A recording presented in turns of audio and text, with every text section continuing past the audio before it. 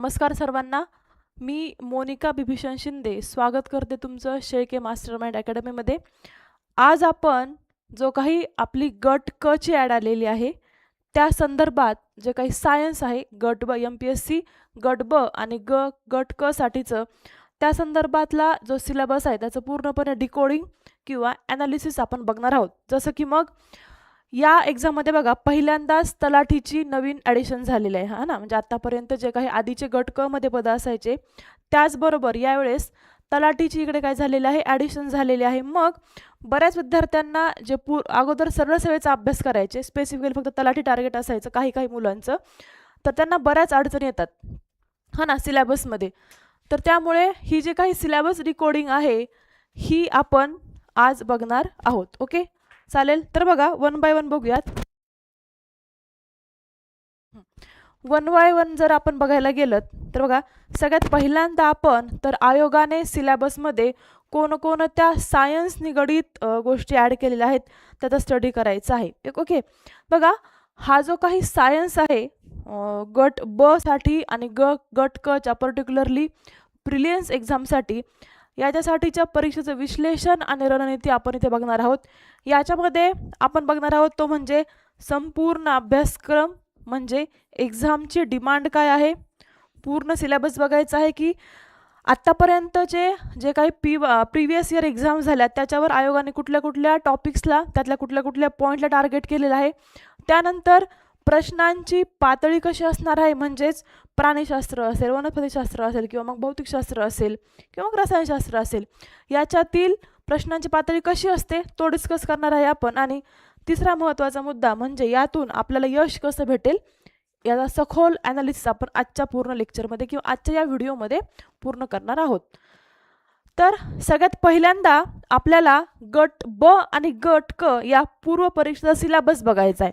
जी आपल्याला आयोगाकडनं सिलेबसची कॉपी येते त्या कॉपीमध्ये आयोगाने काय काय मेन्शन केलं आहे तर बघा आयोगाने पूर्ण सायन्सचा सिलेबस अगदी अप टू डेट असा दिलेला आहे.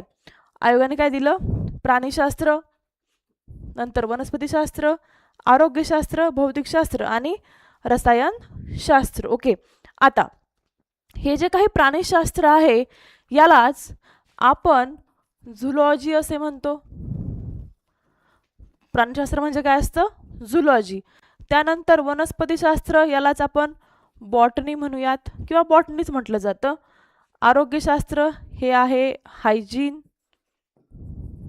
त्यानंतर भौतिकशास्त्र म्हणजे आपलं सर्वांचं आवडतं असं फिजिक्स. आणि लास्टला आहे रसायनशास्त्र यालाच आपण केमिस्ट्री असं म्हणत असतो. आता हे जे काही पहिले 3 घटक आहेत प्राणी, वनस्पती आणि आरोग्यशास्त्र या तिघांना मिळून जीवशास्त्र असे म्हणतात. यालाच आपण बायोलॉजी असं म्हणत असतो. यालाच आपण काय म्हणत असतो, बायोलॉजी असं म्हणतो. पर्टिक्युलरली सायन्सचा जर अभ्यास केला तर आपण PCB फॉर्ममध्ये बघत असतो, फिजिक्स, केमिस्ट्री आणि बायोलॉजी. बट आयोगाने हा जो बायोलॉजी आहे हा थोडा डिटेलमध्ये आणि काय करून दिलेला आहे आपल्याला ब्रॉड करून दिलेला आहे सिलेबसच्या ॲनालिसिससाठी किंवा मग आपल्याला गोष्टींमधलं किंवा मग विज्ञानाचा जो काही आवाक आहे तो सोपा समजण्यासाठी. म्हणून पहिला जो घटक आहे जो आपल्याला ॲनालाइज करायचा आहे की प्राणीशास्त्रामध्ये काय काय विचारलं जातं बुवा, ठीक आहे. पहिला घटक आहे तो म्हणजे प्राणीशास्त्र. आता याच्यामध्ये जर आपण प्रश्नांची संख्या बघितली प्राणीशास्त्राला आपण काय म्हणत असतो झुलॉजी. या झुलॉजीमधील जर आपण प्रश्नांची संख्या बघितली तर 3 ते 4 प्रश्न येतात. ओके आउट ऑफ, आता समजा इकडे जर तुम्हाला मी आउट ऑफ मार्क्स सांगितले किंवा आउट ऑफ गट क ला आधी बघूयात आपण किती प्रश्न आत्तापर्यंत किती प्रश्न विचारले आहेत. बघा आता ही जी काही गट ब आणि गट क ची पूर्व परीक्षा आहे आपण इथे पर्टिक्युलरली फक्त पूर्वबद्दलच थोडंसं डिस्कस करूयात है ना. मेन्ससाठीचा आपण नंतर जेव्हा आपली तुम्ही क्वालिफाय होईल तेव्हा आपण मेन्ससाठीचा एक वेगळा व्हिडिओ बनवूयात सिलेबससाठीचा. आता stick to the only pre. गट ब आणि गट क च्या पूर्वचा जर विचार केला तर इथे 14 ते 15 क्वेश्चन किंवा आपण असं म्हणूयात की फिक्स 15 क्वेश्चन येतात. ओके 14 ते 15 किंवा फिक्स 15 क्वेश्चन्स इथे विचारले जातात. आता हे जे काही 15 क्वेश्चन आहेत त्यांना परत काय केलेलं आहे डिवाइड केलेलं आहे. ते कसं प्राणीशास्त्राला 3, वनस्पतीशास्त्राचे 3, आरोग्यशास्त्राचे 3, भौतिकशास्त्र 3 आणि रसायनशास्त्र 3. ओके, म्हणजे तुमच्या लक्षात येईल हा जो काही पूर्ण बायोलॉजीचा घटक आहे, हा जो काही पूर्ण बायोलॉजीचा जीवशास्त्राचा घटक आहे, एकट्या जीवशास्त्रावर आयोग किती जवळपास 9 क्वेश्चन विचारतो. किती? 9 प्रश्न आयोगाद्वारे या फक्त आणि फक्त जीवशास्त्र विचारले जातात आणि उरलेले जे काही 3 आहेत, 3 भौतिकशास्त्र आणि मग 3 रसायनशास्त्र. चला तर आपण आता 1 बाय 1 बघूयात की कोणत्या टॉपिकला किंवा कोणता जो काही घटक आहे तो किती महत्त्वाचा आहे. सगळ्यात पहिल्यांदा आपण बघायचं आहे ते म्हणजे प्राणीशास्त्र, यालाच आपण झूलॉजी असं म्हणत असतो. आता हे जे काही प्राणीशास्त्र आहे याच्यामध्ये प्रश्नांची संख्या जर आपण बघायला गेलं तर आत्तापर्यंतचं जे काही प्रिव्हियस इयर एक्झाम झाल्या ग्रुप बीच्या असेल किंवा ग्रुप सीच्या असतील, इथे आपल्याला 3 to 4 क्वेश्चन्स विचारले दिसतात. किती? 3 ते 4 प्रश्न आयोग या प्राणीशास्त्र किंवा झूलॉजीवर विचारतो. आता याची पातळी कशी असते? अगदीच कधी कधी अगदीच खूप सोपेही प्रश्न येतात, बट जर ॲनालिसिस केलं माझ्या ॲनालिसिसनुसार इथे मध्यम ते अवघड, मीडियम टू हार्ड आपण म्हणूयात. बघा इकडे मीडियम टू हार्ड. आता मी याला हार्ड का म्हणते? कारण आयोग डीपमध्ये क्वेश्चन विचारतो है ना. जो काही बायोलॉजी का प्राणीशास्त्र जो काही घटक आहे इथे आयोग थोडासा डीपमध्ये क्वेश्चन विचारत असतो, पर्टिक्युलरली बायोलॉजीचे. म्हणून मी याला काय म्हटलं, थोडं मीडियम टू हार्ड लेवल, म्हणजे आपल्याला याचा डीपमध्ये जाऊन थोडासा स्टडी करावा लागेल. येस. त्यानंतर जर स्रोत आपण बघायला गेलं याची तर बघा आपल्याला 5वी ते 12वी जे काही महाराष्ट्र शासनाचं स्टेट बोर्ड आहे, ओके, महाराष्ट्र स्टेट बोर्ड जे आहे आपलं त्याचे 5 to 12th किती 5वी ते 12वी प्लस समटाइम्स NCERT मधून पण क्वेश्चन येतात. काय कधी कधी NCERT मधून ते पण फक्त 11वी पर्यंतचं करायचं आहे. ओके, 11वी 12वी 5वी ते 12वी पूर्ण करायचे बरं स्टेट बोर्ड. मग परिसर अभ्यास 5वीचा परिसर अभ्यासाच्या पुस्तकापासून 12वीचं जे काय बायोलॉजीचं बुक आहे तिथपर्यंत तुमची रिडिंग झालेली पाहिजे. ॲटलिस्ट एक रिडिंग तरी झालेली पाहिजे. प्लस 11वीचं NCERT तुम्ही एकदा हाताखालून किंवा एकदा रिडिंग करायची आहे. मग जो काही झूलॉजी आहे आता ॲक्च्युली बघायला गेलं तर हा जो काही बायोलॉजी आहे ना किंवा झूलॉजी आपण म्हणूयात हा खूप मोठा सब्जेक्ट आहे आणि खूप वास्ट सब्जेक्ट आहे. कधी कधी BSc लेवलचाही एखादा क्वेश्चन बघायला भेटतो, बट एखाद्या क्वेश्चनसाठी आपण पूर्ण BScचा सिलेबस स्टडी करू शकत नाही है ना, किंवा मग पूर्ण BScचा पूर्णच्या पूर्ण अभ्यास करून ते सगळं पाठांतर करू शकत नाही, कारण आपल्याला इतरही सब्जेक्ट आहेत अभ्यासासाठी. आणि एक लक्षात ठेवायचं, नेहमी कोणतीही एक्झाम आपण देत असू तेव्हा त्या एक्झामचे प्रिव्हियस इयर क्वेश्चननुसारच काय करायचं आहे, पुढची आपली स्ट्रॅटर्जी ठरवायची किंवा अभ्यास करायचा आहे. आपल्याला नेहमी लक्षात ठेवायचं परीक्षार्थी व्हायचं असतं. पर्टिक्युलरली काही जण असतात बघा ज्यांचा सायन्स फेवरेट असतो, बऱ्याच जणांचं मध्ये खूप डीपमध्ये जाण्याचा प्रयत्न करतात. तर हे स्पर्धा परीक्षेचं सायन्स आहे. आपण परीक्षेची काय डिमांड आहे त्यापुरतंच काय करायला पाहिजे, अभ्यास करायला पाहिजे आणि आपली पोस्ट मिळवायला हवी. ओके, येते लक्षात. काय प्राणीशास्त्र झूलॉजीचं काय काय आहे, मग इकडे 3 ते 4 प्रश्न, पातळी कशी आहे मध्यम ते अवघड. स्रोत काय वापरायचे, 5वी ते 12वीचे स्टेट बोर्ड प्लस 11वीचं NCERT तुम्ही ॲडिशन म्हणून यूज करायचं आहे. नेक्स्ट, आणि आता याचा सिलेबस जर आपण बघायला गेलं कशाचा, प्राणीशास्त्राचा, एक थोडासा आपण ओव्हरव्ह्यू जर पाहायला गेलं तर बघा पहिला जो चॅप्टर असतो तो म्हणजे सेल, यालाच आपण पेशी असं म्हणतो. सेल आणि डिव्हिजन किंवा आपण म्हणूया सेल, पेशी आणि पेशीचे विभाजन हे बघायचं असतं आपल्याला याच्यामध्ये. त्यानंतर दुसरा टॉपिक आहे तो म्हणजे ऊती आणि ऊतींचे प्रकार.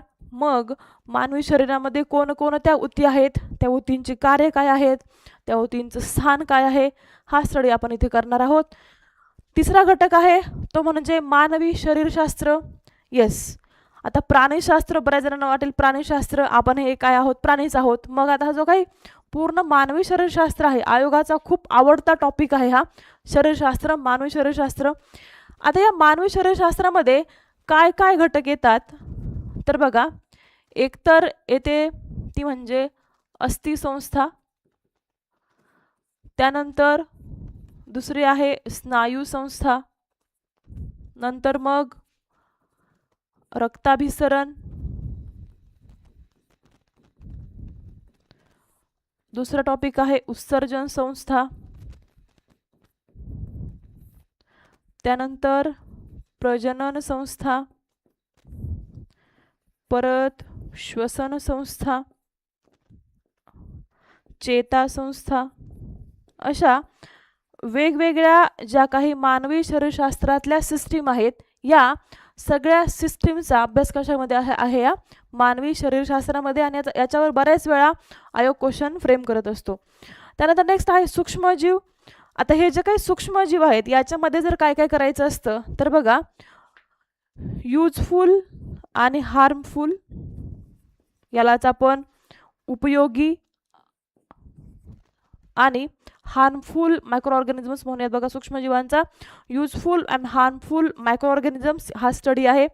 त्यानंतर नेक्स्ट आहे प्राण्यांचे वर्गीकरण, क्लासिफिकेशन ऑफ ॲनिमल्स. आता हा जो काही क्लासिफिकेशन ऑफ ॲनिमल आहे हा बऱ्याच जणांना किचकट वाटणारा टॉपिक असतो, परंतु याच्यावर हमखास क्वेश्चन विचारले जातात. कशावर? हा जो काही आहे कुठला क्लासिफिकेशन ऑफ ॲनिमल्स. कधी कधी अगदी सोपे क्वेश्चन येतात, हा ना. कधी कधी जर अगदीच तुमचे अगदी एकदम असे वर क्वेश्चन विचारतील की सगळ्यात मोठा ग्रुप कोणता किंवा सगळ्यात छोटा ग्रुप कोणता, किंवा मग कधी कधी एकदम डीपमध्येही क्वेश्चन्स कशावर विचारले जातात, या प्राण्यांच्या वर्गीकरणावर विचारले जातात. हे झालं प्राणीशास्त्राबद्दल. त्यानंतर पुढचा घटक आहे तो म्हणजे वनस्पतीशास्त्र. पुढचा घटक कुठला? वनस्पतीशास्त्र. यालाच आपण बॉटनी असे म्हणतो. येस. आता जर हा बॉटनी बघायला गेलं, याची परत प्रश्नसंख्या जर पाहायला गेलं तर 2 ते 3 क्वेश्चन, प्रोबॅबली 3 क्वेश्चन बॉटनीवर विचारले जातात. प्रोबॅबिलिटी कशी आहे? 3 क्वेश्चन याच्यावर विचारले जातात. याची लेवल आपण बघितली वनस्पतीची किंवा बॉटनीची, तर ही मध्यम मीडियम लेवलचे क्वेश्चन्स असतात. मीडियम लेवलचे क्वेश्चन्स असतात. मीडियम लेवलचे का? कारण जर आपण झुलॉजीच्या कंपॅरेटिव्हली जर बॉटनी पाहिला तरी हा जो काही बॉटनी आहे याचा प्रश्न विचारण्याचा आवाका आयोगाचा थोडासा कमी आहे, है ना. म्हणजे जर तुम्हाला झुलॉजीला अभ्यास करायला, जर पूर्ण झुलॉजीचा अभ्यास करायला जर तुम्हाला 10 दिवस लागत असतील तर पूर्ण बॉटनी तुम्ही अगदी 4 ते 5 दिवसामध्ये कव्हर करू शकता. म्हणजेच काय, याचा सिलेबस लिमिटेड आहे, म्हणून याचा लेवल कशी आहे? मीडियम आहे, आणि तुम्ही इझिली हे क्वेश्चन कसे करू शकता? टॅकल करू शकता. स्रोत बॉटनीचा जर पाहायला गेलं वनस्पतीशास्त्राचा, तर बघा 5वी ते 12वी मोर दॅन सफिशियंट आहे. 5वी ते 12वी काय? स्टेट बोर्ड, महाराष्ट्र शासनाचं स्टेट बोर्डाचे जे काही पुस्तकं आहेत हे पुस्तकं मोर दॅन सफिशियंट आहेत. कशासाठी? या बॉटनीसाठी. 5वी ते 10वी प्लस 11वी आणि 12वीचं काय करायचं आहे तुम्ही? बॉटनीचा स्पेसिफिकली काय करायचं आहे? स्टडी. आणि याच्यामध्ये तुमचं बऱ्यापैकी कव्हर होतं, म्हणजे अगदी 80 to 90% तुम्हाला इकडे कव्हर झालेलं बघायला भेटेल. आता बघा, हा जो काही बॉटनी आहे हा झुलॉजी एवढा डीप नाही, म्हणून काय समजण्यासाठीही सोपा आहे, लक्षात ठेवण्यासाठीही सोपा आणि मार्क मिळवण्यासाठीही सोपा. मग तुम्हाला जर बायोलॉजीमध्ये जास्त मार्क स्कोअर करायचे असतील तर तुम्ही बॉटनीवर काय करायचं आहे? थोडासा जास्त भर द्यायचा आहे मार्कांच्या प्राप्तीसाठी. त्यानंतर आता बॉटनीचा जर आपण सिलेबस बघितला किंवा कुठले कुठले महत्त्वाचे घटक आहेत त्या बॉटनीमध्ये, तर सगळ्यात पहिला आपण टॉपिक बघत असतो तो म्हणजे वनस्पतीची रचना आणि कार्य.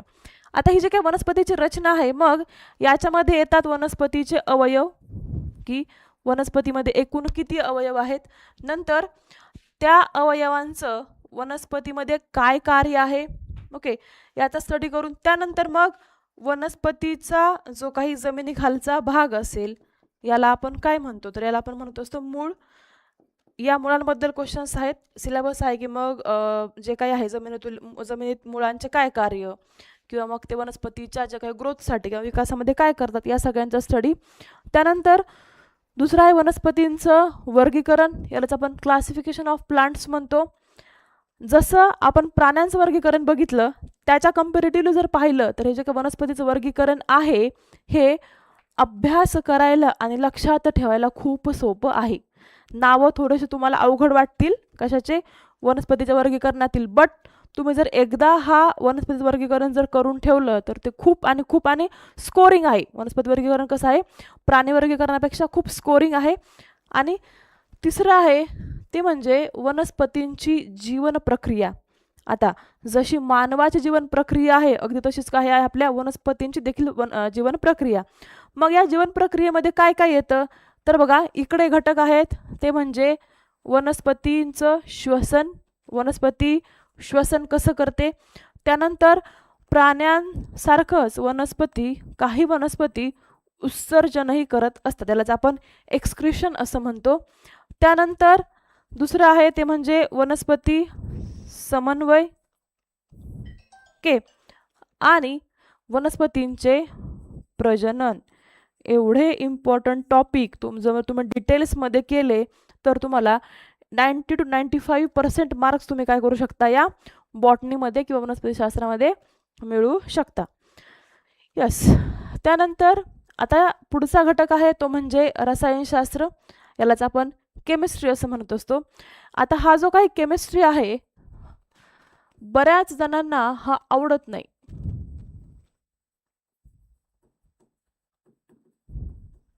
का आवडत नाही तर मग आपण बघितलेलं असतं शाळेपर्यंत किंवा 11वी 12वीपर्यंत काय की खूप सगळे रसायनं पाठ करायचे असतात, खूप सारे केमिकल फॉर्म्युले पाठ करायचे असतात, खूप साऱ्या केमिकल रिॲक्शन्स पाठ करायच्या असतात. तर MPSCचा जो सिलेबस आहे इकडे तुम्हाला एवढं सगळं पाठ करण्याची गरज नसते.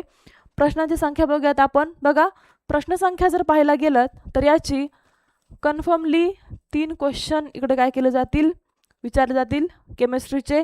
त्यानंतर याची पातळी आपण पाहायला गेलं तर केमिस्ट्रीची पातळी देखील कशी असते, मीडियम असते. म्हणजे जसं की झुलॉजीमध्ये एवढं डीपमध्ये आयोग जातो, बायोलॉजी जेवढा डीपमध्ये आयोग जातो तेवढा डीप इकडे केमिस्ट्रीमध्ये नाही जात. इकडे तुम्हाला अगदी मीडियम लेवलचे क्वेश्चन्स बघायला भेटतील. इथे मी सांगते 5वी ते 10वी काय करायचं बघा. परत महाराष्ट्र स्टेट बोर्ड जे आहे 5वी ते 10वी करायचं आहे, 5 to 10th plus 12th 11th आणि 11वी आणि 12वी बेसिक स्त्रोत किंवा तुमचा जो काही नोट्स असतील प्लस तुमच्या ज्या काही नोट्स असल्या यातून तुम्ही स्टडी करू शकता. बट समजा आता बघा 10वीपर्यंत जरी केलं तर कधी कधी असे क्वेश्चन्स आहेत की मग जो काही आपला धुण्याचा सोडा आहे त्याचा केमिकल फॉर्म्युला काय, वॉशिंग सोडा त्याचा केमिकल फॉर्म्युला काय, त्यानंतर कॅल्शियम कार्बोनेट म्हणजेच काय, असे उलटे सुलटे प्रश्न काय केले जातात इकडे विचारले जातात. त्यानंतर आता हा जो काही केमिस्ट्री आहे रसायनशास्त्र याचा आपण थोडंसं सिलेबस डिकोडिंग करूयात की काय काय घटक आहेत याच्यामध्ये महत्त्वाचे. तर बघा इकडे स्पेसिफिकली पहिला घटक आहे तो म्हणजे द्रव्याचे मोजमाप, जे काही मॅटर आहे त्याचा स्टडी आहे. त्यानंतर मूलद्रव्य, केमिकल रिॲक्शन्स यालाच आपण रासायनिक अभिक्रिया म्हणतो. मग या रासायनिक अभिक्रिया कुठल्या कुठल्या, कॅटलिस्ट म्हणजे काय, फार तर अभिक्रियेचे नियम काय आहेत एवढं सगळा स्टडी करायचा.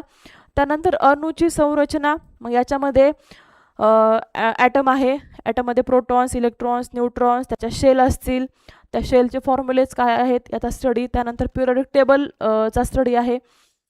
देन दुसरे आहे धातू अधातू, मेटल्स अँड नॉन मेटल्स. इकडे मेटल्स अँड नॉन मेटल्समध्ये काय काय करायचं आहे तर properties of metals, properties of non metals, काही एक्सेप्शन्स याचा स्टडी कुठे असतो या धातू अधातूमध्ये.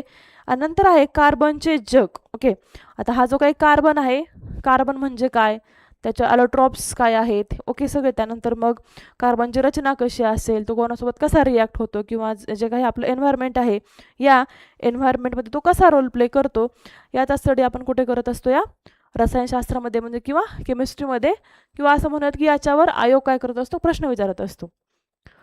ओके. देन आहे आरोग्यशास्त्र, पुढचा घटक कुठला आहे आरोग्यशास्त्राचा आपण हायजीन असे म्हणत असतो. आता हे जे काही हायजीन आहे याची प्रश्नसंख्या जर बघितलं तर ही most of the time exam आधारित आहे. म्हणजेच कसं का एक्झाम आधारित का म्हटलं की जो काही 2023चा सिलेबस आहे आपला बघा, याच्या अगोदर कंबाईनली क्वेश्चन यायचे, पूर्ण बायोलॉजीवर कंबाईनली क्वेश्चन यायचे.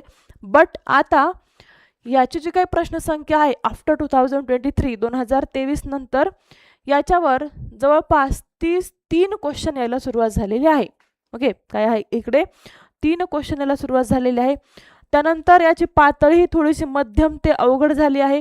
जसं की मग जे काही याच्यामध्ये काय क्वेश्चन्स विचारले जातात की मग एखादा रोग असेल, एखादा डिसीज असेल, त्याचं कारक काय आहे, किंवा मग तो व्हेक्टर मोड ऑफ ट्रान्समिशन आहे किंवा कोणामुळे होतो, या सगळ्यांचा स्टडी इथे असतो.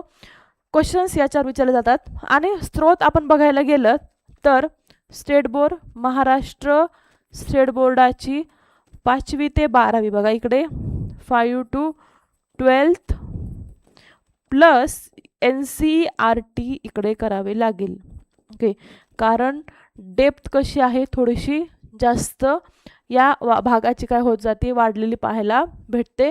कारण आता हेल्थवर खूप जास्त हेल्थ कॉन्शियस सगळेजण झालेले आहेत. मग आयोगही हेल्थ कॉन्शियस होऊन आपल्याला त्याच्यावरती क्वेश्चन विचारताना बघायला दिसतो. आता आरोग्यशास्त्र जे आहे याचे घटक जर बघायला गेलं तर हेल्थ अँड डिसीजेस हा जो काही मेन आहे, आरोग्य आणि पोषण आणि आजार आणि रोग. ठीक आहे, आहार आणि पोषण, आजार आणि रोग हे 2 घटकांमध्ये याच्यावर सगळे क्वेश्चन विचारले जातात. मग तुमचा आहार कसा असायला पाहिजे, त्याच्यातली पोषण द्रव्य असतील, त्यानंतर आजार आणि रोग, मग जे काही संसर्गजन्य रोग आहेत, असंसर्गजन्य रोग आहेत, याच्यावर क्वेश्चन्स विचारतात. त्यानंतर मग इकडे पोषणाबद्दल जर आपण पाहायला गेलं तर कार्बोहायड्रेट्स असतील, प्रोटीन्स, विटॅमिन्स, फॅट्स, मिनरल्स, याच्यावर काय केलं जातात, आयोगाद्वारे याच्यावर क्वेश्चन विचारले जातात. ओके, तर हे आहे थोडंसं इलॅबोरेशन कशाचं, आपल्या या आरोग्यशास्त्राचं. आता सगळ्यांचा फेवरेट आहे तो म्हणजे भौतिकशास्त्र, यालाच आपण फिजिक्स असं म्हणत असतो. काय आहे हा सर्वांचा फेवरेट? भौतिकशास्त्र, फिजिक्स. सगळ्यांचं फेवरेट का म्हणते, आणि आयोगाचा मोस्ट फेवरेट, त्यानंतर स्पर्धा परीक्षा करणाऱ्या मुलांचा तर हा खूप फेवरेट आहे. कोण? फिजिक्स. तो कसा कळेल तुम्हाला का फेवरेट आहे बघा. याची प्रश्नसंख्या जर आपण बघितली, प्रश्नसंख्या असते 3 प्रश्न. परत कशाची येतात, या भौतिकशास्त्राची पातळी पाहिली आपण तर याची मीडियम लेवलची पातळी आपल्याला बघायला भेटते. कसे असतात येतात त्याचे क्वेश्चन, मीडियम लेवलचे येतात. स्रोत आपण पाहायचं की कोणत्या स्रोतचा अभ्यास करायचा, तर बघा इकडे 5वी ते 10वी state board plus 12th plus 11वी ते 12वी, फार फार पर तुम्ही 11वी ते 12वी पर्यंतचं काय करायचं आहे, स्टडी करायचं आहे. प्रोबॅबिलिटी आपण पाहायला गेलं सगळ्या विषयांची किंवा सायन्समधल्या सगळ्या घटकांची, सगळे घटक म्हणजे जे आपल्या एक्झामला आहेत एवढेच घटक बरं का. सायन्सचे अगदी सगळे म्हणजे पूर्ण खूप मोठा आहे तो सायन्सचा आवाका. सायन्सचे सगळेच घटक म्हणजे कुठले कुठले, प्राणीशास्त्र, वनस्पतीशास्त्र, भौतिकशास्त्र, रसायनशास्त्र आणि आरोग्यशास्त्र, या 5ही घटकांमधला जर आपण आवाका बघायला गेला तर किंवा प्रोबॅबिलिटी पाहायला गेली मार्कांची, तर हा जो काही फिजिक्स आहे हा तुम्हाला आउट ऑफ मार्क देऊन जातो. म्हणून म्हणलं हा सगळ्यांचा कसा आहे, आवडता विषय. आउट ऑफ मार्क देऊन जातो. आवडता विषय का म्हटलं मी, कारण खूप जणांना याची भीती असते फिजिक्सची. एक असा बाऊ झालेला आहे की फिजिक्स खूप अवघड आहे असं आणि तसं. बट जो विद्यार्थी या फिजिक्सचा, एवढेच टॉपिक आहेत पुढे मी सांगणार आहे, एवढ्याच टॉपिकचा पूर्ण डीपमध्ये अभ्यास करेल तर याच्या बाहेर तुम्हाला भौतिकशास्त्राचे, फिजिक्सचे क्वेश्चन्स पाहायला भेटत नाहीत. म्हणजेच काय, एक ट्रॅडिशनल वे आहे क्वेश्चन विचारण्याचा फिजिक्सचा. चला तर मग आपण बघूयात की काय काय क्वेश्चन्स आयोग विचारत होता, कुठल्या कुठल्या टॉपिकला तुम्ही जास्त भर दिला पाहिजे. स्पेसिफिकली ग्रुप सीची आता जी एक्झाम आहे त्यासाठी, ग्रुप बीला पण सेमच आहे, पण आता ग्रुप सीची एक्झाम आहे म्हणून आपण ग्रुप सीवरच थोडंसं फोकस करूयात. बघा आयोगाचे सगळ्यात आवडते टॉपिक, त्याला मी स्टार करते. इथे रेटिंग घेऊयात आपण, कुठले टॉपिक महत्त्वाचे आहेत रेटिंगनुसार. सगळ्यालाच तर 1 स्टार रेटिंग आहे कारण सगळेच महत्त्वाचे आहेत. बट आयोगाचा सगळ्यात आवडता टॉपिक तो म्हणजे तो आहे प्रकाश, लाईट. आपण जर या प्रकाशाला खूप डीपमध्ये अभ्यास केला तरच आपल्या जीवनामध्ये काय पडेल, प्रकाश पडेल. कारण हा आपल्याला आउट ऑफ मार्क देऊन जातो. त्यानंतर आयोगाचा दुसरा अजून एक आवडता टॉपिक तो म्हणजे साऊंड. आवडता म्हणते मी का, कारण याच्यावर ट्रॅडिशनल वेने काय विचारलेले आहेत, क्वेश्चन्स विचारलेले बघायला भेटतात. नेक्स्ट आहे ते म्हणजे विद्युत धारा. पुढचा कुठला आहे, विद्युत धारा. आणि मग हीट किंवा मग हा जो काही आहे कार्य, ऊर्जा आणि शक्ती. उष्णतेला आपण 3 स्टार देऊयात, चुंबकत्वाला पण 3 स्टार, 3 स्टारच देऊयात. रेटिंग देऊ. कार्य, ऊर्जा आणि शक्तीला इकडे म्हणजे जे काही PYQचं ॲनालिसिस मी केलेलं आहे त्यानुसार आपण देऊयात. आता हे गती जो आहे इकडे motion and laws of motion, न्यूटनचे जे काही लॉज आहेत त्याबद्दलचा एक स्टडी, आणि फोर्स. मग या गती आणि जो काही आहे याच्यामध्ये मग गुरुत्वाकर्षण पण एक ॲड होतं बरं का. अजून एक आवडता असतो टॉपिक तो म्हणजे गुरुत्वाकर्षण. मोस्ट फेवरेट आहे हा पण. न्यूटन्स लॉ ऑफ ग्रॅव्हिटेशन असेल किंवा जो काही गुरुत्वाकर्षणाचा जो पूर्णच्या पूर्ण जो काही आपला टॉपिक आहे तो तुम्ही परफेक्टली करून जायचा आहे. ओके, कोणकोणते भौतिकशास्त्राचे टॉपिक अगदी तुम्हाला खूपच कंटाळा येत असेल सायन्सचा तर कंटाळा करायचा नाही, कारण स्कोरिंग सब्जेक्ट आहे बघा. 100 पैकी तुम्हाला 15 मार्क देतोय म्हणजे ह्याचं प्रोबॅबिलिटी बघा खूप जास्त आहे. 15% म्हणजे खूप झाले. इथे पॉईंटवर रिझल्ट जातात. आणि बऱ्याच वेळा असं होतं की बघा आपल्याला असं वाटतं की नको सायन्स खूप अवघड आहे, त्याला आपण स्किप करतो. खूप जण ही चूक करतात. काय करतात, सायन्सला स्किप करतात का, कारण तुम्हाला तो समजलेलाच नसतो है ना, समजला नाही म्हणून त्याला स्किप करतो. बट जर तुम्ही याचा जर छानपैकी अभ्यास केला तर तुम्हाला हा समजायला खूप सोपा असा आहे हा सायन्स. ठीक आहे, तर हे आहेत भौतिकशास्त्राचे काही टॉपिक किंवा इम्पॉर्टंट टॉपिक. आता तुम्ही अभ्यास कसा करायचा आहे बघा. कुठलीही एक्झाम असेल ती फक्त ग्रुप सी आजचा व्हिडिओ होता म्हणून ग्रुप सीला टार्गेट नाही करायचं. मग तुमची राज्यसेवा असेल, काही टेक्निकल सर्व्हिसेस असतील, ग्रुप बी असेल, ग्रुप सी असेल, या सगळ्यांमध्ये सगळ्यात महत्त्वाचे असतात ते म्हणजे PYQ, प्रिव्हियस इयर क्वेश्चन्स. या PYQला तुम्ही फोकस केलं तर जवळपास तुमचा 50 to 60% इथे सिलेबस कव्हर झाल्यासारखा आहे. ठीक आहे, PYQचं ॲनालिसिस केलं तर 50 ते 60% सिलेबस तुम्हाला इकडे कव्हर झालेला बघायला भेटतो. त्यानंतर तुमचा जो काही NCERT आणि स्टेट बोर्ड आहे याचा बेस पक्का करून ठेवायचा आहे.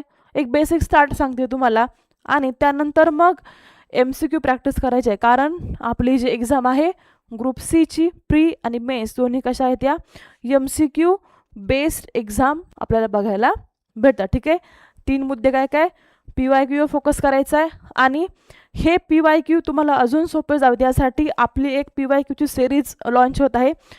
आता एव्हरी सॅटरडे संध्याकाळी तुम्हाला या जे काही टॉपिक्स असतील पर्टिक्युलरली प्रत्येक टॉपिकवर आयोगाने कशा प्रकारचे क्वेश्चन्स विचारले आहेत टॉपिक वाईज आपण ही PYQ सिरीज काय केलेली आहे, स्टार्ट केलेली आहे. एव्हरी सॅटरडे तुम्हाला ती सिरीज आपल्या चॅनलवर बघायला भेटेल, सायन्सची PYQ सिरीज.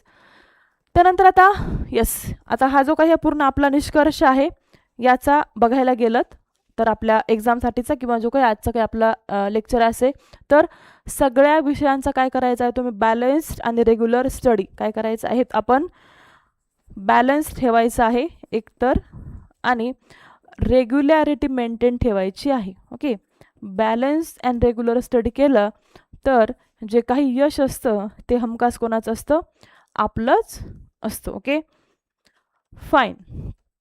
तर बघा हाच तुमच्या मनातील सायन्सची भीती घालवण्यासाठी किंवा आपण आत्ता जे बघितलं भौतिकशास्त्रामध्ये जो काही आपण आउट ऑफ मार्क घेणार आहोत, हे आउट ऑफ मार्क कसे घ्यायचे, ट्रॅडिशनल क्वेश्चन्स कसे विचारले जातात, काही क्वेश्चन्स जर तुम्हाला येतही नसेल तर त्याला तुम्ही कसं टॅकल करू शकतो ऑप्शन्सवरून, या सगळ्याची इन्फॉर्मेशन किंवा सगळ्यांसाठी आपली स्पेशल बॅच विज्ञानाची चालू आहे. शेळके मास्टरमाइंड अकॅडमीमध्ये ही बॅच तुम्ही जाऊन काय करू शकता, परचेस करू शकता.